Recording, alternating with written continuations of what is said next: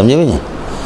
حضرت مولانا الہی بخش فیض آبادی نے ہندوستان میں جھگڑا ہو گیا بڑی پراپرٹی پہ، جائیداد بہت کروڑوں کی تھی، زمینیں تھیں، سمجھے، اور پراپرٹی۔ السلام علیکم ورحمۃ اللہ وبرکاتہ۔ جی ناظرین، امید ہے کہ سب خیریت سے ہوں گے۔ مولانا منظور منگل صاحب کی اس ویڈیو کو غور سے سماعت فرمائیں۔ ہندو نے مسلمانوں کو کہا کہ اس طرح نہ کرو۔ آخر کار مسلمانوں کو کہا کہ کسی عالم کے پاس، ہمارے ہندوؤں کو چھوڑو، کورٹ کو چھوڑو، تمہارے کسی عالم کے پاس جائیں گے،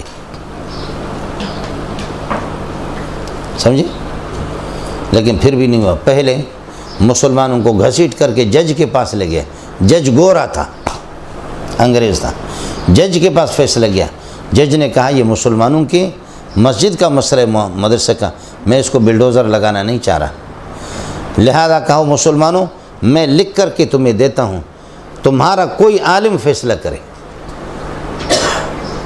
تو بولو کون سا عالم؟ مسلمان تو خاموش ہو گئے۔ ہندوؤں نے کہا کہ الہی بخش فیض آبادی کے پاس، اس جیسا فرشتہ ہم نے نہیں دیکھا، الہی بخش فیض آبادی جیسا آدمی اس کے پاس۔ مسلمانوں نے کہا کھٹیا ہے کھیر سا ہو جمال ہو۔ ان کو پتہ تھا کہ جی پکی بات ہے کہ اتنے بڑے بزرگ، اتنے بڑے شیخ الحدیث اور اتنے بڑے عارف باللہ، یقیناً ہندو کیا ہوتا ہے؟ بے ایمان، بدماش، اس کے حق میں کون سا فیصلہ دے گا؟ مولوی صاحب ہمارے حق میں فیصلہ دے گا۔